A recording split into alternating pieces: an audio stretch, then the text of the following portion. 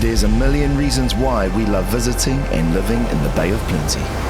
We're lucky enough to be surrounded by nature at its best, especially the majestic and mighty kauri. It's huge. Wow, look all the way up there.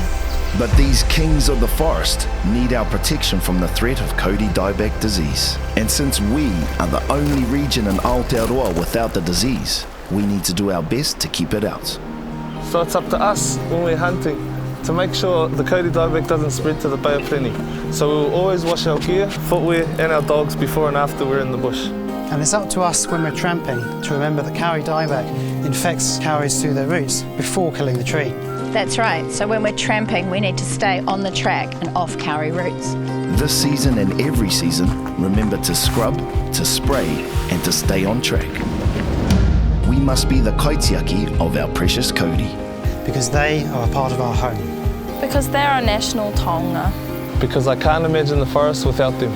Because we want them in our future. Ko tata, this is us.